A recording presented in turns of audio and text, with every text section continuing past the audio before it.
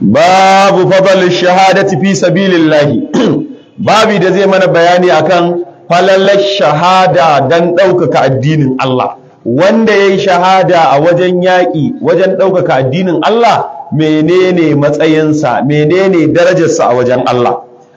قال إمام مسلم حدثنا أبو كريب بن أبي شيبة حدثنا أبو خالد الأحمر عن شعبة عن قتادة وحميد عن أنس بن مالك عن النبي صلى الله عليه وسلم قال daga Anas dan Malik Allah ya kare da gare shi yace qal annabi sallallahu alaihi wasallam shi kuma daga manzo Allah qal annabi sallallahu alaihi wasallam yace ma min nafsin tamutu laha indallahi khairun yasurruha أنها ترجع إلى الدنيا ولا أن لها الدنيا وما فيها إلا الشهيد فإنه يتمنى أن يرجع فيقتل في الدنيا لما يرى من فضل الشهادة.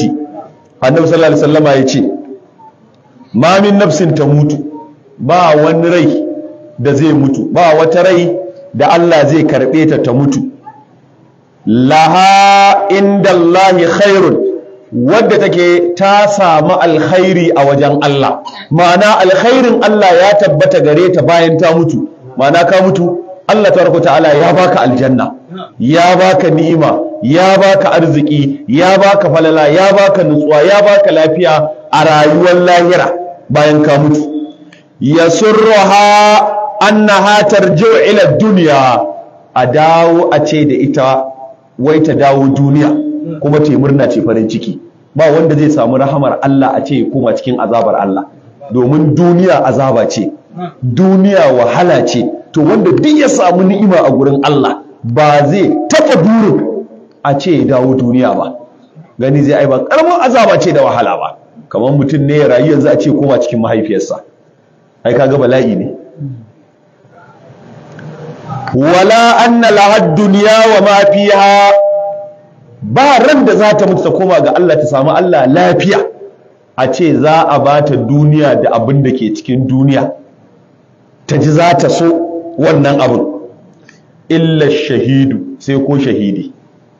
Duk ni'imar da shahidi ya samu a gurin Allah, manzo Allah sallama ya ce me, fa innahu yatamanna an yarji'a fa yuqtala fid dunya. Duk ni'imar nan da Allah ya masa ta aljanna da alkhairan da Allah ya bashi da haɗuwar da ya da Allah lafiya, to in ya je gurin Allah aka bashi duk ni'imar, sai ya dinga burin ina ma ya dawo duniya. In ya dawo duniyar a ƙara kashe shi a wajen yaƙi, a ƙara kashe shi a wajen yaƙi yayi shahada. Wai me yasa zai wannan burin? Lima yara min fadli shahadati, saboda abin da ya ga Allah ya tanadar wa waɗanda suka yi shahada a ranar alkiyama. Sai ya burin ina ma duk ni'imar nan da Allah ya masa ya sake komawa duniya, ya sake yin yaƙi, a sake kashe shi, ya sake samun wannan darajar da falala a gurin Allah. Ashe idan da ɗan abin da ɗan aljanna yake nadama a kai, ko yake burinsa ya dawo duniya a kai, shine a ce ya mutu wajen shahada, wajen ɗaukaka addinin Allah. To sai ya yi burin ina ma ya dawo duniya a sake kashe shi. Kaga wannan ko ba a gaya maka falalar da aka bawa shahidi ba, iya wannan kasan wata daraja ce da Allah ya tanada saboda shahidi. وحدثنا محمد بن المثنى بن بشار قال حدثنا محمد بن جعفر قال حدثنا شعبة عن قتادة قال قتادة يتي سمعت أنس بن مالك يحدث عن النبي صلى الله عليه وسلم قال ناجى أنس صحاب منزل الله yana zantarwa, shi kuma ya ji daga wajen manzan Allah sallallahu alaihi wasallama me yace, me yaji a gurin annabi. Qala Anas yace annabi ya ce ma min ahadin yadkhulul jannata yuhibbu an yarji'a ila ad-dunya wa anna lahu ma 'ala al-ard min shay'in ghayru ash-shahidi fa innahu yatamanna an yarji'a fa yuqtala 10 marratin lima yara min al-karamati. Anas yace yaji manzo Allah yana cewa ma min ahadin, kaga wannan kowa waye, ba wani a cikin mutane yadkhulul jannata da Allah zai masa arziki ya shiga aljanna. Ita kuma aljanna fa an ce ma la ainur ra'at wala uzunun sami'at wala khadara ala qalbi basharin qattu. abinda Allah ya tanada a aljanna ido bai taba ganin irinsa ba,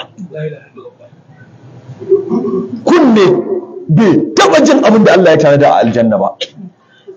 Wa ma hadara ala qalbi basharin qaddu, zuciya bata taba darsa abinda Allah ya shirya a aljanna ba, saboda ni'ima da abinda Allah ya shirya a aljanna.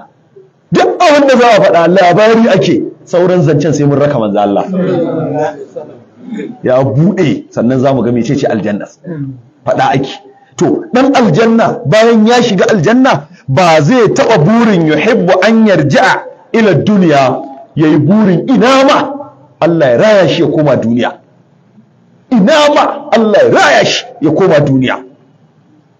Wa anna lahu ma alal ardi min shay'in, ya kwammace in yazo duniya bai zai mallaki ko taku guda ba. Ana nan ana rigima da kai akan fulutun makotanka ko na gidanka, to shi ya burin ko taku guda ba zai burin ya gama ya samu ba. Gairu shahidi, annabi ya ce banda shahidi. Shi shahidi wanda ya je yaƙi aka kashe shi a gurin yaƙin, in ya shiga aljanna ma sai yayi nadama, ina ma Allah zai raya shi mai da shi duniya. Saboda me? A ƙara kashe shi. Manzo Allah sallama ya ce fa innahu yatamanna an yarja'a fa yuqtala 10 marratin.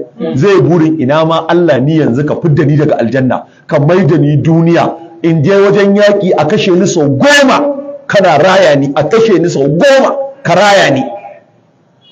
Lima yara min al-karamati, saboda abin da yaga Allah ya tare da na girma da daraja, ya tare da wa shahidai a ranar alkiyama. To kaga nan Allah ne ya shirya liyafar girma, ai ba za ta misaltu ba a hankali ko a kwakwalwa. Ko wani shugaba ne ya gayyace ku walima ta saye shirya dan kansa, zaka ga irin bajintar da zai so ya a gurin. To ballanta na Allah, kuma kaga kowa da irin matsayinsa yake yin hidimar da yake yi. Wani za a yi aurensa ka bashi 500, komai sai an na sha za a yi ta, kuma yana farin ciki yana murna, bukatarsa ta gama biya 500 ta yi mar maganin duk wannan matsala. Amma wani bata ishe shi gurin da za a yi taron ba, bata ishe shi ba a matsayinsa kenan, bata ishe shi ba. To kuma balla a ce Allah ne ya shirya, shi zai maka wannan girmamawar saboda ka mutu a wajen yaki. وحدثنا سعيد بن منصور حدثنا خالد بن عبد الله الواسطي عن سهيل بن ابي صالح عن ابي هريره قال دغ ابو هريره الله ya kare da gare shi yace ila lin nabi sallallahu alaihi wasallam ma ya'dilu al jihad fi sabilillah azza wa jalla qal la tastati'uhu qala fa'adu alayhi marratayn aw salasan kullu dhalika yaqulu la tastati'unahu. وقال في الثالثة مثل المجاهد في سبيل الله كمثل الصائم القائم القانت بآيات الله لا يفتر عن صيامه ولا صلاة حتى يرجع المجاهد في سبيل الله. سيدنا أبو هريرة يقول قيل للنبي أن تنبئي منزل الله صلى الله عليه وسلم صحابي ما يعدل الجهاد في سبيل الله عز وجل. يا رسول الله قيامنا menene zai kwatankwacin darajar wanda yayi azumi yaje yayi yaki dan ɗaukaka addinin Allah a gurin Allah, waye zai kamo martabarsa ko darajarsa a wajen Allah? Qal, sai annabi ce la tastati'uhu, darajarsa wanda yaje yaki dan ɗaukaka addinin Allah ba za ku iya ta ba. In an faɗi darajar to ba za ku iya kamo wanda yaje wannan yakin. In dai ba yakin ka je ba za ka samu abin da ya samu ba. Da haka ku kyale maganar shahidi a gurin Allah, daraja ce da take da girma, ko ba za ku iya kamo shi a darajar ba. A'a, ka san sahabbai da kokari da himma, wataƙila wani ya je ba je yakin nan da shi ba, kuma yana son ya samu falalar da ta yi daidai da wannan falalar wanda ya je yakin. Fa'adu alaihi marrataini aw salatan, suka sake zuwa wajen manzon Allah, ya Rasulullahi, a taimaka a gaya mana wace ibada ce za ta yi daidai da ladan wanda ya je yayi shahada a gurin ɗaukaka addinin Allah, sau 2 ko sau 3. kullu zalika yaqulu la tastati'unahu. Duk sanda suka zo suka tambaye shi, annabi zai ce ba za ku iya ba. Matsayin shahidi ba za ku yi abin da za ku yi kwatankwacin shahidi a gurin Allah ba za ku iya ba. Wa qala fi salisati, a ta uku da suka matsawa annabi cewa ka gaya mana, sai manzo Allah ya ce mathalul mujahid fi sabilillahi, kwatankwacin wanda za a kwatanta ya je yaƙi don ɗaukaka addinin Allah a gurin Allah, ka mathalis sa'imil qa'imil qanit bi ayatillahi. Wanda zai kwatankwacin darajarsa shine kamar misalin mutumin da yake azumi kullum a rayuwarsa azumi yake, ba ranar da baya azumi in ba ranar da shari'a ta hana ba, kamar ranar idin karamar sallah ko ranar idin babbar sallah ko kwana biyu na bayan idi na babbar sallah. To in ba wannan ranar ba kullum a cikin azumi yake, kuma dan Allah yake azumin, ba yana yi dan riya ba yana yi dan talauci ya masa yawa ba, a yana yi dan Allah. Sannan alqa'imi, kuma in dare yayi daga sanda rana ta faɗi sai ta fito idan sa biyu bai bacci ba, haka rayuwarsa take.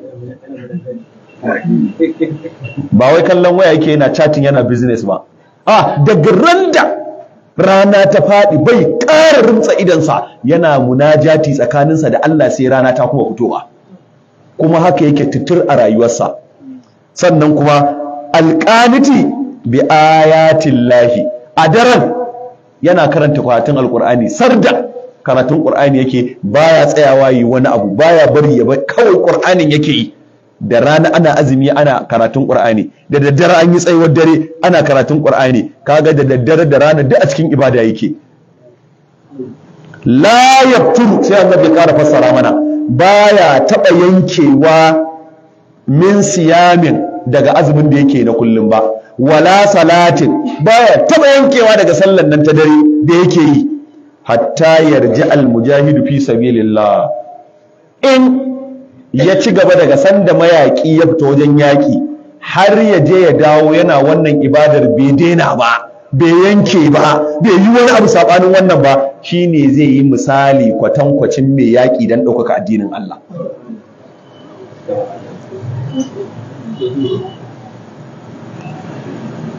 قال حدثنا قتيبة بن سعيد قال حدثنا أبو عوانة وحدثني زهير بن حرب حدثنا جرير وحدثنا بكر بن أبي شيبة حدثنا أبو معاوية كلهم عن سهيل بهذا الإسناد نحوه. قال وحدثني حسن بن علي الكلواني حدثنا أبو توبة حدثنا معاوية بن سلام عن زيد بن سلام أنه سمع أبا سلام قال ياجي أبو سلام يناتشيوا حدثني نعمان بن بشير قال كنت عند منبر رسول الله صلى الله عليه وسلم فقال رجل واتو أبو سلام كو زيد بن سلام يتي ياجي نعمان بن بشير yana gaban mimbarin manzan Allah. Ana mimbari da daraja yake.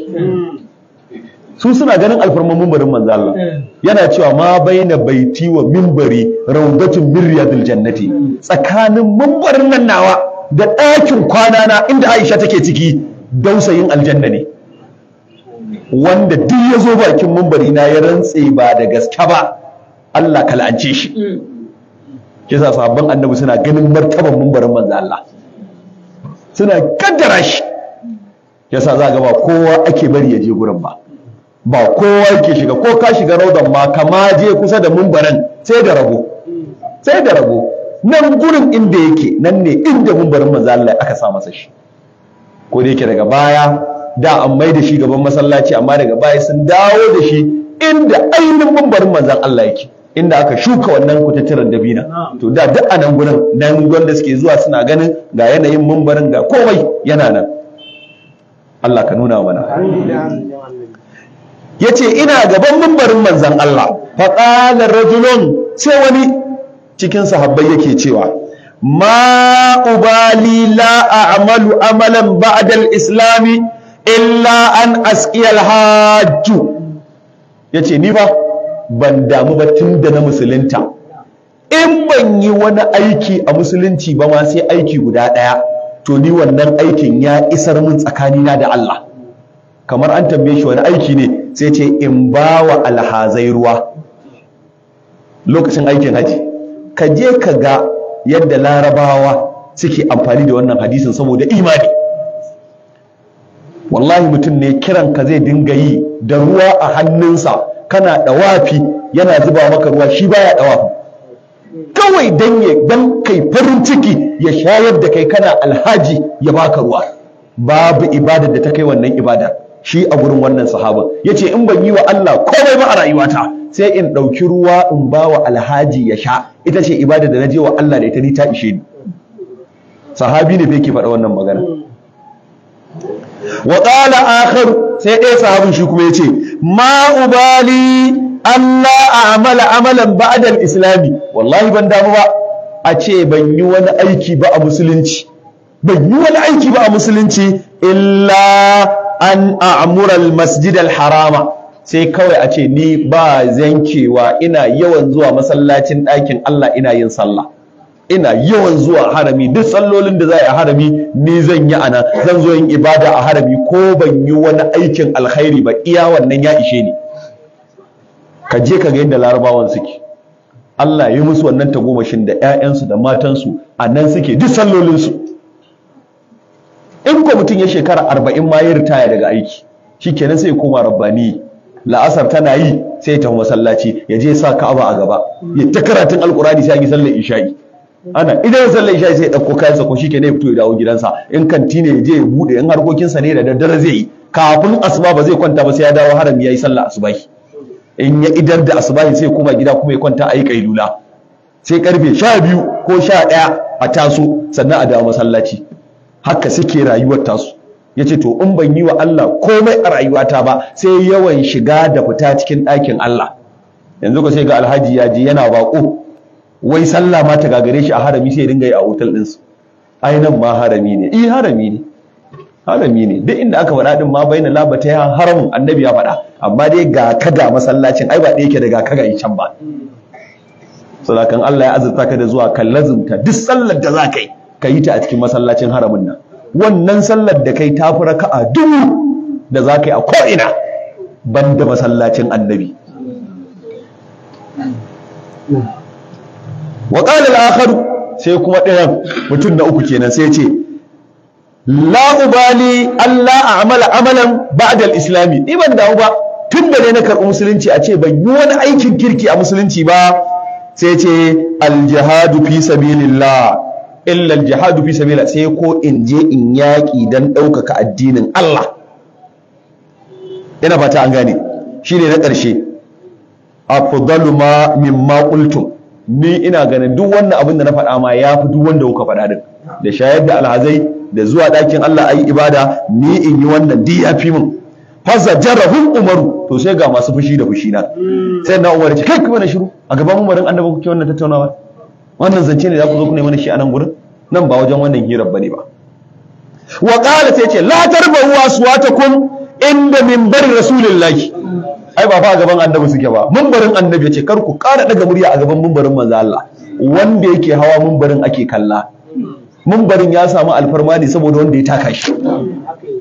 Ya ce to ni ina gaya muku nan ba gurin da za ku zauna kuna daga murya a gaban minbarin annabi bane.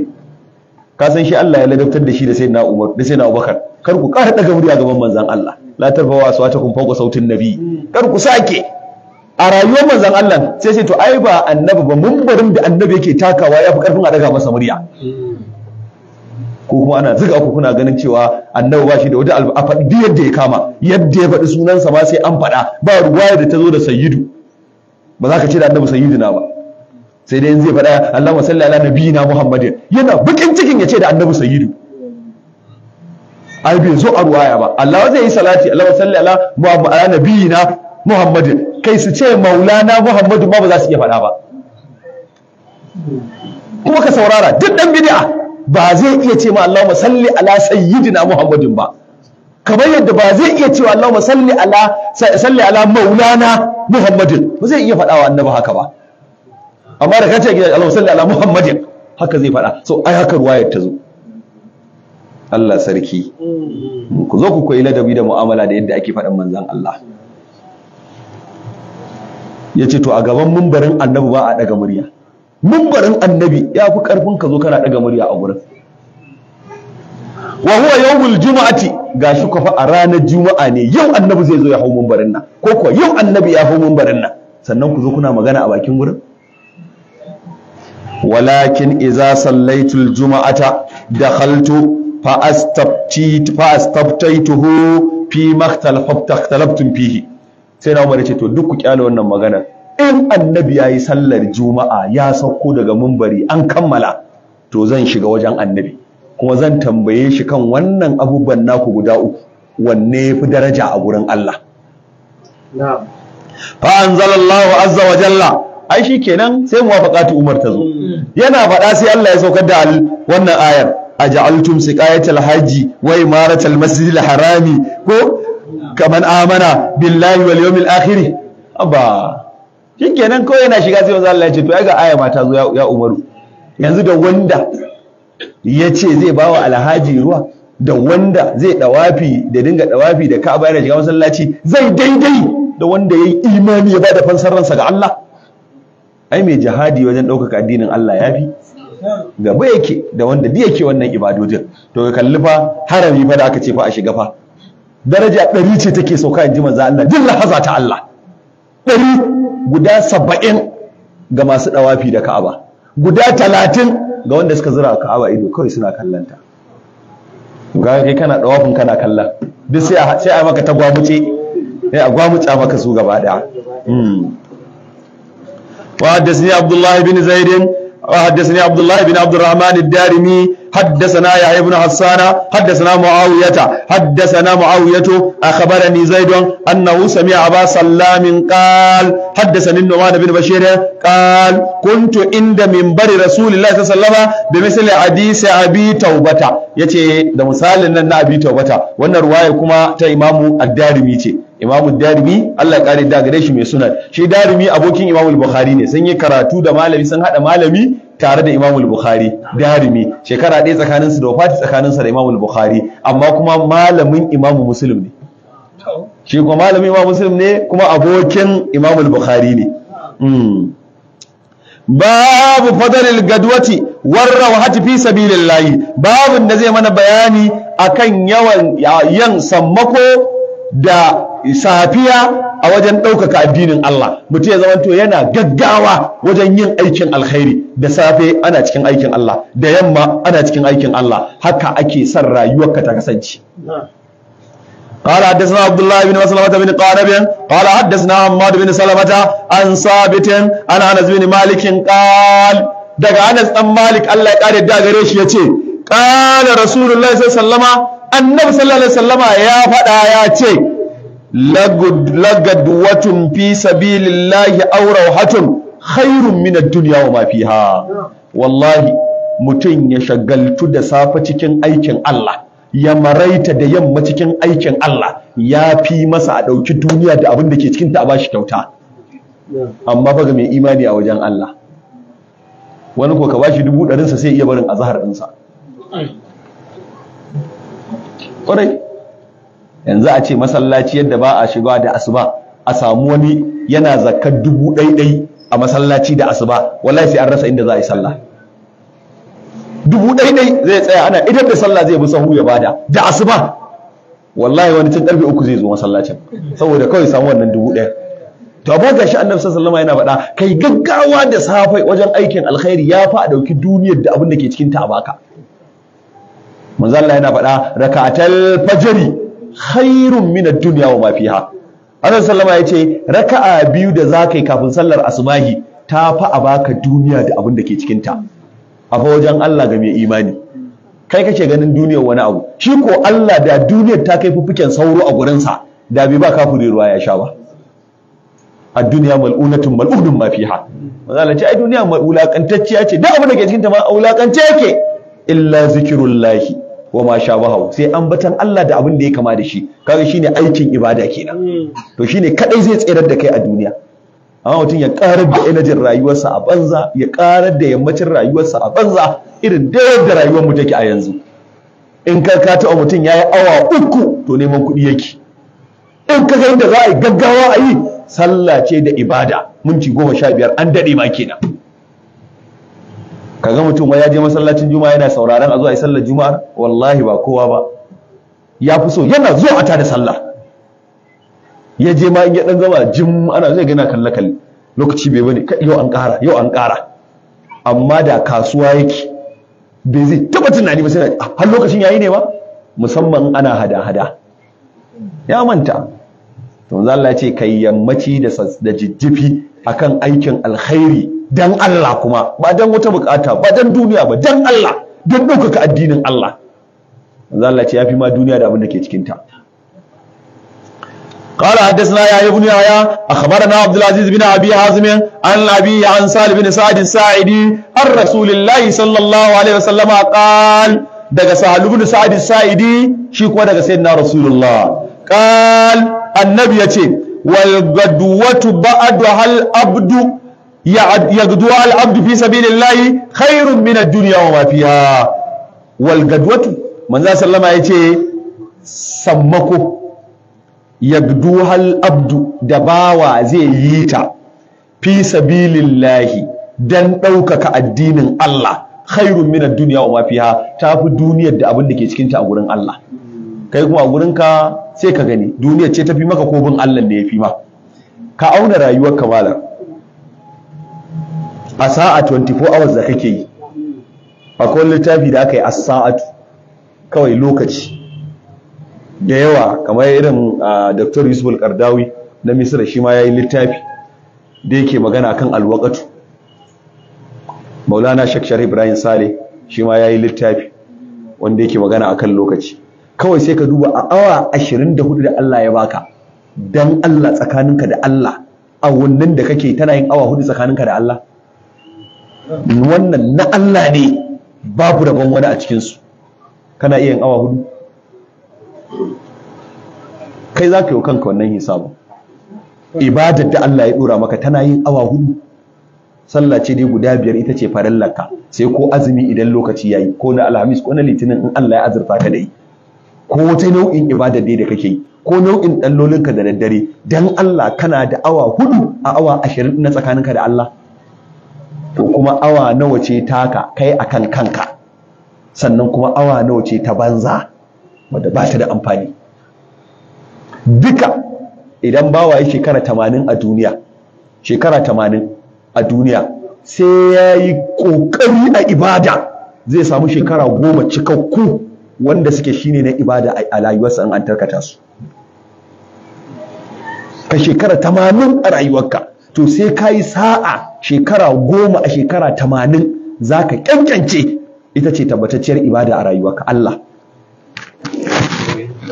kuma ka lissafa ka gani.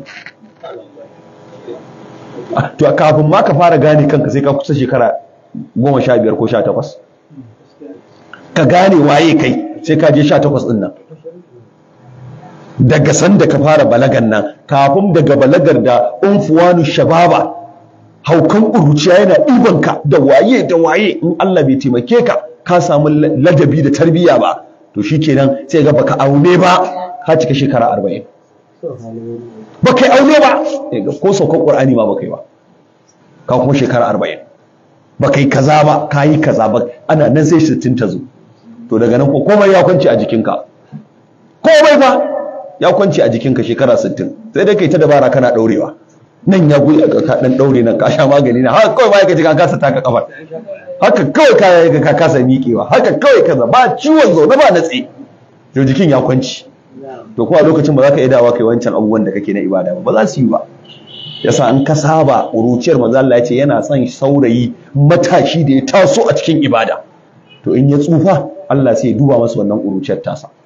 To duka an ka auna rayuwa sai ga awa nawa kake a cikin ibada taka a kullum. In kullun za ka yi awa 4 a cikin awa 24, to kaga a kayi asarar awa 20 kana da awa 4. Kenan in ka shekara 20 kana 24 kana wannan rayuwar, kana da me ibada shekara 4 kawai, shekara 20 din kuwa asara ce. In kullun za ka yi awa 4 tsakaninka da Allah, ka shekara 24 kana rayuwa, to shekara 20 ɗinka a banza take, taka ce, shekara 4 ce wadda take tsakaninka da Allah a rayuwarka ta shekara 20. In kullum kana da awa 4 tsakaninka da Allah ba, ka ku an ba su wannan da wani da su mahalli babba wai suka awa 20 awa 4 suna tsakaninsu da Allah. An biya wani Qur'ani nan, an zauna nan kaza, ku kuma ya tabbata dan Allah aiki awa 4. Ai ba kowa yake da wannan ba. sai wanda Allah ya ba. To in ma kai hakan a awa hudu don kai shekara 24 shekara hudu ce taka, shekara 20 din nan ta banza ce. Ba wanda ba zai shiga aljanna illa ya ta game da hullahu bi rahmatihi. Manzo Allah ce sai wanda Allah ya datar da falalarsa kawai. To kai a wannan rayuwa zaka shiga aljanna a wannan ibada? In zai a auna da ni'imar da aka yi ma da banzatar din da ta kai da wahalar da kai wa kanka ta banza da wafi da kuma yadda ka fuskanci Allah a ce da ita za a yi maka hisabi ya za ka yi ka tsere. Mere ta kadiran din misali ne, shekara 24 nan in kai ta shekara 20 ta banza ce, shekara 4 ce taka. In fa a kullun za ka ibada wata awa 4 ba.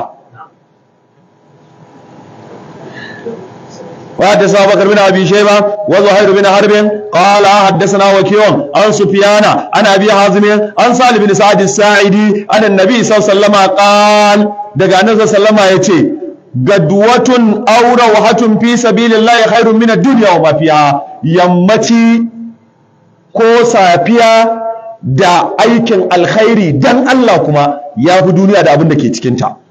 حدثنا ابن أبي عمر حدثنا مروان بن معاوية عن يحيى بن سعيد عن زكوان بن أبي صالح عن أبي هريرة قال دغ أبو هريرة الله قال يا غريش يتي قال رسول الله صلى الله عليه وسلم النبي صلى الله عليه وسلم يتي لولا أن رجالا من أمتي وساق الحديث من صلى الله عليه وسلم ya kawo yace ba dan waɗansu mutane a cikin al'ummata ba sai kawo hadisin dogo wasaƙal hadisa wa ƙala fihi a cikin hadisin yace wala rawhatun fi sabilillahi aw gadwatun khairun min ad-dunya wa ma fiha.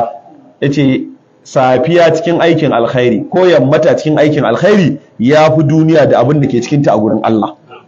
وحدثنا أبو بكر بن أبي شيبة وإسحاق بن إبراهيم وزهير بن حرب واللفظ لأبي بكر وإسحاق قال إسحاق وأخبرنا وقال الآخران حدثنا المقري عبد الله بن يزيد عن سعيد بن أبي أيوب حدثني شرحبيل بن شريك المعافري عن أبي عبد الرحمن الجبلي قال سمعت أبا أيوب يقول إتي ناجى أبو أيوب يناتيوا قال رسول الله صلى الله عليه وسلم النبي صلى الله عليه وسلم ياتي gadwatun fi sabilillahi aw rawhatun safiya cikin lamarin Allah ko yammaci cikin yamarin Allah khairu ma tala'at alaihi shamsu wa garabat ya fa alkhairi daga duk abin da rana ta haska ko ta fada a kansa.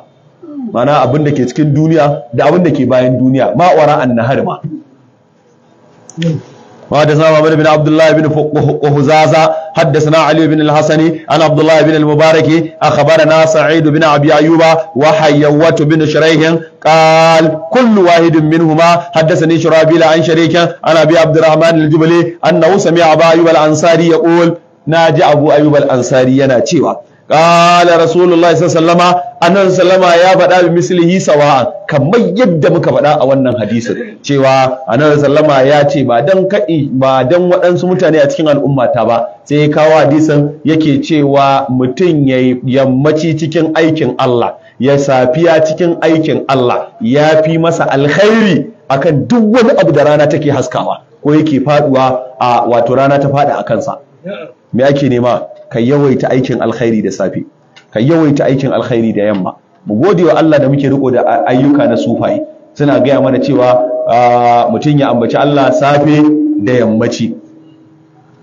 Wazkurullah, ka ambaci Allah tabaraka wa ta'ala, ka nemi gafarar Allah, wasabbihuhu bukratan wa asila. A nemi gafarar Allah da safe, ai wa manzo Allah salati, ai la ilaha illallah kafin ma ka fito daga gidanka. Da yammaci rana na faduwa ka ƙara istighfari 100, salatin annabi 100, la ilaha illallah 100, kuma ka tabbata haka mutu kana yi.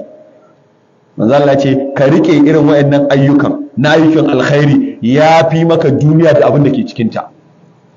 So haka yan uwa mu dage mu rike ayyukan alkhairi. Allah ya saka maka matan mu da alkhairi. Allah ya saka shi wa tijan da alkhairi.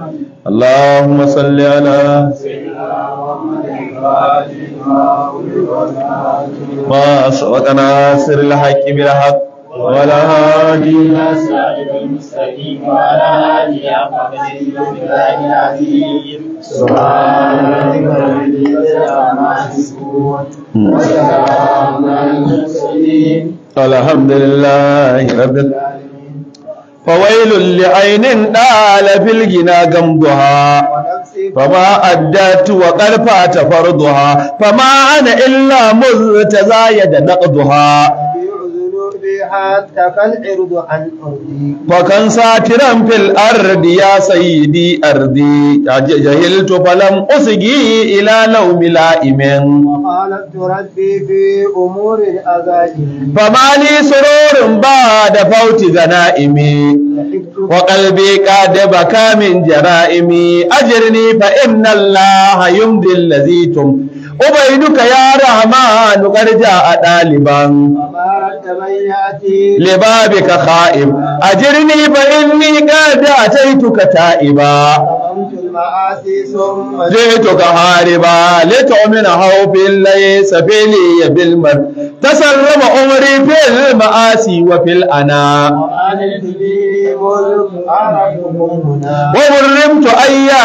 وغرمت أياما تقدت بقربنا فكن لي إذا أنا بما كسب النفس إلى هالك مر على ربك الإسلام والدين قد بني وثغري على رؤياك يا سيدي فني لا حول ولا قوة إلا بالله لأنني أرى الحب في ألياك من أوكد الفرد صلى الله عليه وسلم fawailun ya ce kaitona li'ainin gare ni ɗala filgina ya gamduha kaito ya tabbata ga idanuwata kaito ya tabbata a gare ni saboda tsawon lokacin da na ɗauka a rayuwata ina mai rintsa ido akan abin da yake na gaskiya wadamsi na rantse da mamallakin raina wa qad fata farduha ban tanadi kawai ba gashi ko ƙuruciyata ta ƙare to an tafi shekara 60 da wani abu me ya rage kuma a rayuwar ai sai tsananin rabo za ka maimaita wannan shekarun shi to shekarun ya ƙare na rufe ido ana ta cewa ka kula yanzu ƙuruciya kake yi kai kaza ina ta ganin ina da ƙarfi ina kaza da yawa wanda muka sani muna yara in ya kama buhun masara irin na da in ya ɗaga shi ba zai ajiye ba sai ya ɗora a kansa baya buƙatar wani ya kama masa amma sai gashi ya daga kafarsa ba ta gagare shi ya daga kafa kurum ya matsa daga inda yake ta gagare shi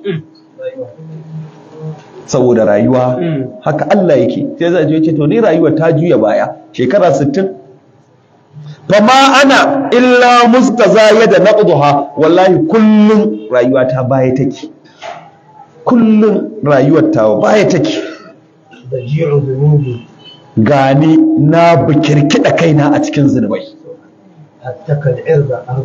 wanda fadin ko yawan zunuban nawa sun keta mutunci na da alfarmata fa kun satira ya rasulullahi zaman mun mayafi fil ardi a filin alkiyama ya sayyidi irdi ka lulluba mun mayafin sutura a lullube mun mutuncin nan nawa a filin alkiyama ya rasulullahi kada tona mun asiri yanzu kai a zo a ce kana zaune kawai za a sa fim ɗinka da Allah na rayuwarka duk yan gidanku sun taru da Allah an ɗauko fim ɗinka an yi fim ɗinsa yadda ake kallon bidiyo a ce kai ma fim ɗinka rayuwarka duk yan gidanku sun taru za a kunna maka wallahi wani ko miliyan zaka bashi ba zai yadda a danna ba wallahi ba zai yadda a danna shi iya fim ɗinka kawai a saka shi na rayuwarka yadda kai komai Allah bai ɓoye ma komai ba shine bawa zai ce mali hazal kitab la yugadiru sagiratan a ubangiji har wanda ma sai da aka rubuta mun a ciki har shi din komai sai da Allah ya rubuta to ni fadin rayuwar da zunubin da nayi na bikirki da kaina ya rasulullahi zaman mun bargo a lulluba mun Allah kai mana haka jahiltu yace na jahil na rasa sani falam usgi bana karkata ila laumi la'imin izuwa zargin mai zargi sanda ne ƙuruciyata a banza a rikici a lalace a kaza yanzu na zo na kama yaban annabi za ku dinga zargi na ai ba ruwa na ba ma zan saurare ku ba wa halabtu rabbi gashi kuma na saba wa Allah fi umurin azaimin a cikin manyan al'amura wanda in ai mutum ya shiga wannan gona Allah baya kyale shi to ni na keta nayi wannan azunubai iri ko fa haka ake so rayuwa ta zama, ka rika kallon kai mai laifi ne ba ka rinka tsarkake kanka ba, wala tuzakku anfusakum. Yace famali sururun, to wallahi ina faɗa ni yanzu ba ni da sauran wani farin ciki ba da fauti ga na'imin, bayan rasa ganima ta da nai ta lokaci na da ya tsere. Yanzu wannan ya laita shababi ya udi yauma, ina ma a ce jiya za ta dawo yau. Za ta dawo ba, yadda kake shiga gidanku a guje ka fada akan mahaifiyarka, kake shiga ɗakinta ka shiga nan ka fito kai wannan kana cikin jin daɗinka, ina ma irin wannan rayuwar za ta dawo. Yanzu ga mahaifiyarta ka kai da ta sai dai kallo, da hajiya sannu dai ina gajiya, yadda kake tuwa guje ka fada jikinta za ka iya ba yanzu, sai ka karya ta ma an kaji sai ka taushe ta ka fada kanta, ba za ka iya ba.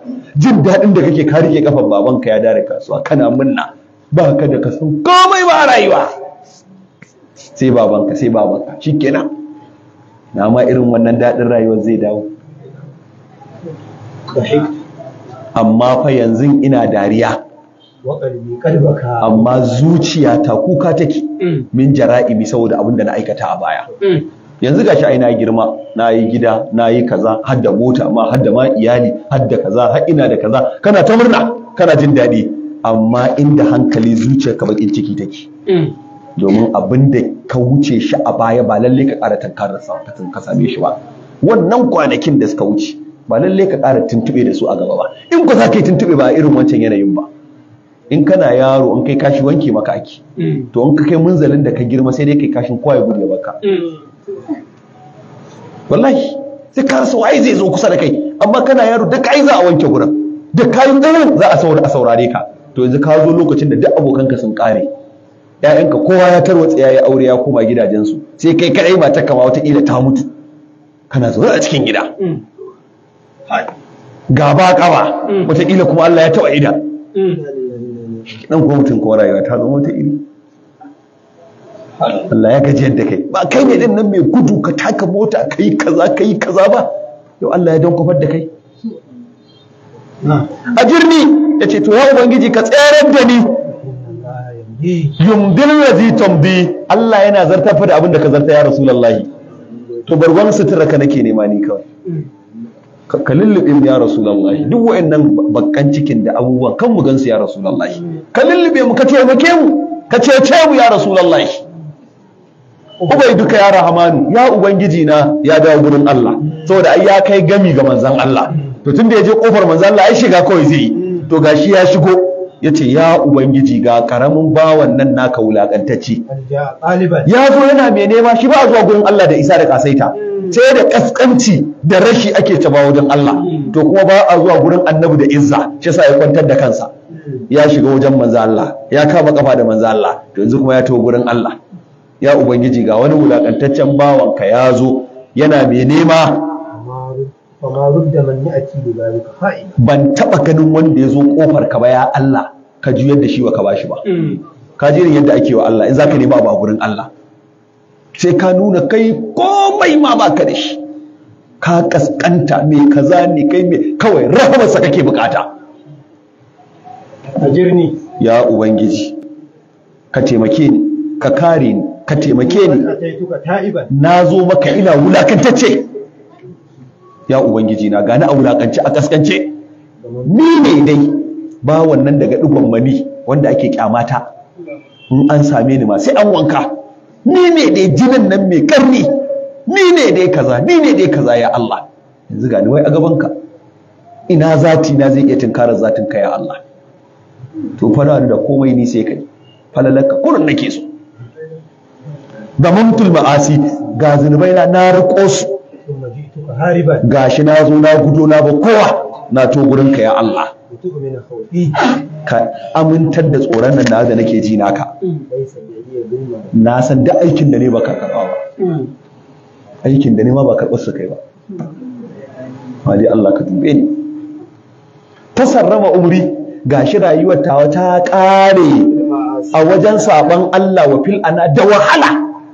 Ka shekara 10 kana tara kuɗi, kana neman kuɗi, amma duk ran da baka fita kasuwa ba ko kana cikin azaba. Ba haka ake ba.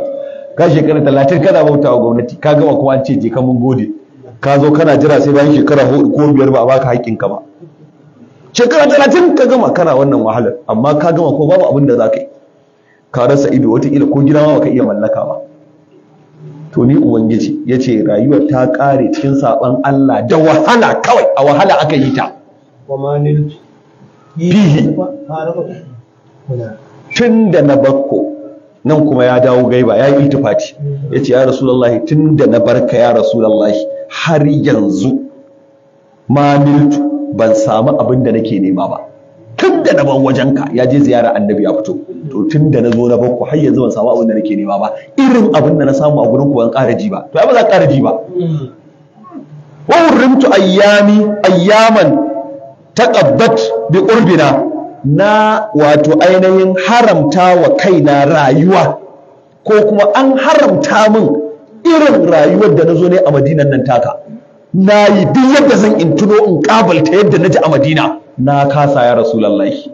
Ai ba za a ji ba, wallahi sai in ka koma gurin, wannan gurin sai in ka je za ka ji abin da za ka ji, in ka fito ba ka ƙara ji sai in ka koma gurin sai na Rasulullahi. Shi ke da wannan alfarma a gurin Allah, a nan ne hatta ƙanshin turaren sai in ka je gurin za ka ƙara ji, wannan dai sai dai in ka ji. Amma wannan shekar Allah kai dai shiga, wanda ya ce amin shi ma hadda shi. Da ya'an maza umri, na ɓata lokacin a rayuwa ya Rasulullahi, fa kulli iza ana bima kataban nafsi ila khaliqi mubdi. Ka zamanto mai karɓata a gurin Allah, ka zamo mai karɓata a gurin Allah ya Rasulullahi. Ni ba ni da wani abu, zamo kai ne za ka karɓe ni a gurin Allah. Alahu bikal islamu wa dinu kadbuni, an gina addinin musulunci wa dini da addinin kaf Alahu bika cikin soyayyarka. Duk wanda ya ce ba a ce a so annabi ba, to wannan ba musulmi bane ba. Ba a musulunci, ba a addini sai an gina shi akan san manzon Allah. Imam al-Wutri yana faɗa yace an gina musulunci da addini akan san ka ya Rasulullahi. Saboda ka cewar ba a ce a so annabi ba ka dabo a kas. Wa da huka ni kuma yabanka ya Rasulullahi, dula umriya daidani, wallahi shine al'adata, yabanka ba zan daina ba. Duk da dai yanzu ana cewa masu yaban ma jahilai ne. Wai ana yaban annabi amma jahilai ne masu yaban annabi. To dan ba'ura, kai dan ba'ura, amma Allah ya jefa maka kin annabi. Ai ba wanda ya asara irin ka. Dan ba'ura ya fi kowa sanin attaura, amma ko shine matsiyaci a cikin ta. Saboda ka addinin musulunci in ba annabi a ciki babu shi. Kwansan addinin musulunci manzon Allah. Duk abin da ka je wa Allah in babu annabi a ciki zero kake mala. Ka je wa Allah da annabi shikenan ka samu kowai. Yasa yaban annabi yace to ba zan daina ba, ga amsa yana ba ku wanda kuka ce jahilai ne ba san annabi ba, ko ba malamai bane, yace to mu yaban annabi shine al'adar tamu, mun ji mu jahilan ne. Wasabari ala ru'yaka ya sayyidi bani, yin haƙurin rashin ganinka ne ya ƙare a guna wallahi. Ban iya jure rashin ganinka, a karɓe ni gani nan a Madina na taho. Dulu'i haƙurƙura na hawat hubbi ulaka, haƙurƙura na ma'ana zuciyata da jikina ya tarkato kafin soyayya taka, amma babu gurbin wani a cikin zuciyata ya Rasulullahi. Li'annani ara al-hubba fi aliyaka, ni ina ganin son ka shine ɗaukaka a gurin Allah, kuma son ka shine farillar da tafi kowace farilla a gurin Allah. Duk wata farilla da ka ji a musulunci farilla ce, komar da ita baya. San annabi shine farillar farko. In babu annabi a cikin wannan ibadar taka babu ita. Annabi shine adanta, zainud dini wa zainul qiyamati, zainud dunya wal akhirati. Komai na Allah sai da annabi yake cika. Cikar ibadar da zaka yi wa Allah ka je ta da manzo Allah. Kai in ban da shi ma waye san aya ake? In ban da Rasulullahi a yanzu wa iya alwala? In ban da Rasulullahi a yanzu waye san sallah? In ban da shi waye san azumi? In ban da shi waye ke haji? In ban da shi waye san Qur'ani? In ban da shi waye ke magana hadisi? Huwal kullu minhul kullu badanan wa zahira. Komai Allah ya tarkata shi a cikin manzo Allah, ka sawa annabi ka huta mala. Allah ka bar mu da manzan Allah, Allah kare mu da ganin girman manzan Allah, Allah ka cika zuciyarmu da san annabi. Ba ka aso annabi yan uwa, aso annabi, Allah kara mana san annabi. Yace wutur yace ni ina ganin soyayya ka ita ce addini kawai, san annabi shine addini, kai kuma gaya mana kin annabi shine addini in ka isa. San annabi ce shine addini. Allah bar mu da annabi, Allah ƙara mana san manzo Allah, cika zuciyarmu da ganin girman annabi. Don Allah yadda zuwa gobe za mu yi zaman haihuwar annabi sallallahu alaihi wasallama kamar yadda aka saba, insha Allah daga karfe 10 na dare zuwa asubahi. Na fata Allah ubangiji ya karba mana hidimar da zamu, Allah ya sa muna daga cikin wanda annabi yake alfahari da su, muna daga cikin wanda annabi yake murna da su. Muna faɗa kowa abinda Allah ya hore masa na hidima to ya taho ya gabatar da shi ga masoya manzan Allah. Wannan babban dare ne a wajen manzan Allah, wani babban dare ne da Allah ya bayyana mana manzan Allah a cikinsa. Saboda haka kowa gwargwadon abinda Allah ya bashi yayi, wanda zai yanka sa, wanda zai yanka rago, wanda zai yanka raƙumi, wanda zai yanka akuya, wanda zai yanka kaji, gwargwadon ikonka kai abinda za a fito da shi wajen maulidin manzan Allah, a bawa masoya manzan Allah murnar Allah ya bamu manzan Allah. Allah ya karbi hidimar tamu, Allah ya sa mu yi cikin aminci, Allah ya sa annabi ya farin ciki da zaman namu albarkacin sayyidina rasulullah. Duk wanda zai wata hidima Allah ya hore masa, wanda ko ba shi da iko Allah ya bashi yadda zai, mu kuma da muke sha'awa zami Allah ya karba, Allah ya karbi hidimar duk da zami saboda annabi, Allah ya karba saboda manzo Allah. Allahumma salli ala